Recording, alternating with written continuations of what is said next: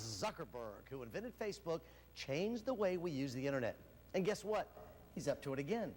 The guys from Claris Networks joins us. Mike Smith and Dan Thompson are back this morning to explain what he's up to now. And of course, we call them the tech guys.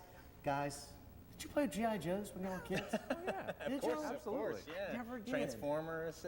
You missed out on that? I'm a 60s baby. Okay. Yeah, so, you're a little before my time. Way before. It's good to see y'all. Yeah. All right, what's going on? What's Mark doing? So Facebook is investing in a company that is looking at using drones to spread the internet around the world. So they're looking at different ways to provide wireless access. So not only drones, but also low orbit satellites and a couple other means. So it's an interesting proposition. So why is Facebook worrying about adding internet or extending the internet across the world? So if we actually look at Google, they've done the same thing. So they have a couple of projects that they've worked on, one called O3B, another called Project Loon. So both companies are trying to spread the internet. And obviously, if you look at it on the surface, it seems to be somewhat self-serving, right? Because the more internet there is, the more customers they'll have. And we're looking at the plan right now. Yeah. So here's Zuckerberg himself talking about it. So, the big thing is, if the companies can expand the internet, they have these, these sort of companies that they're investing in. Part of this is humanitarian because they spread the internet to places that don't have good access today so that research can be done to further those societies. Other things, obviously, where research can happen, obviously societies can progress. So it's an interesting proposition, but there is still that bigger question, though, of why. If these countries need water, why are we worrying about internet? But I wonder if they're thinking maybe they can get other people around the world who have resources, financial resources, to help these people with problems like water. I mean, it sounds like you're reaching a ton of people. Absolutely. Right. So locally, we've got the gig tank that we've had a couple of years. So that's been a really nice think tank for folks to come in and be involved in to see what do you do with the internet like that with the speeds that we've got here locally. There's been a couple of really neat options come out of that. One was the home health care. So you've got kind of remote places, people want to check in on their elderly family members, or even a remote doctor visit. I saw in today's paper they were mentioning Jonathan Sussman, who created a terrific thing about music in the schools, and he won a contest, and also another woman who's physically has a physical ailment, and she provided places where college kids can find out about universities and colleges that are ADA compliant. Right. So there's all these options that are available when you have the high-speed internet, and really making it more pervasive.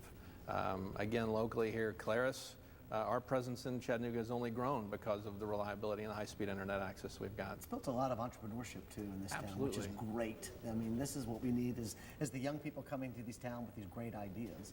And of course, we were even in the Superman movie with our gig city. Exactly. Not a glowing recommendation from Iron Man, but we did make it. We did make it. Any news is great news when it comes to that. So what else can we look for on the horizon with 2014 when it comes to tech trends? So, the big thing, like Mike was saying, is it just kind of asks the question, what would happen if internet was totally pervasive? And Google likes to ask similar questions to that about what would happen if. So Google also has, the car that drives itself, so they're trying to further that technology.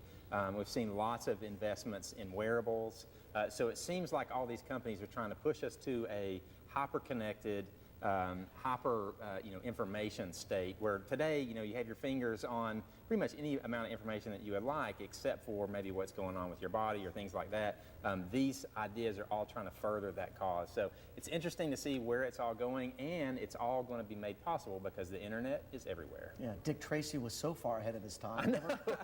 And the Jetsons. When's the last time you watched the Jetsons cartoon? I know. I'm still waiting on a flying car. A flying car would be fantastic. And the robot to cook your meals. Before we go to show the graphic up on the screen, you've been so great to the show. Explain what Claris does. Sure, yeah. So Claris Networks is a company that manages other people's computer systems. So if you have servers or workstations that you need help with, we can do that.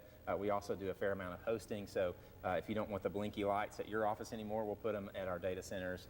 Essentially what we do, though, is lift the burden of IT from you as a company. So you do what you do well, and we'll take care of the computers. Great for small businesses, entrepreneurs. It doesn't Absolutely. have to be a certain size company, That's right. does it? That's right. It does not. All right, it's good to have y'all here. What do y'all think of the set? Nice, isn't it? Dude, beautiful. This is beautiful. Is this yeah. unbelievable? We're Yeah. not sinking into the... I know. I know. I feel like the lights are really It's like reflecting Pee-wee's off my head. Playhouse sofa. This is fantastic.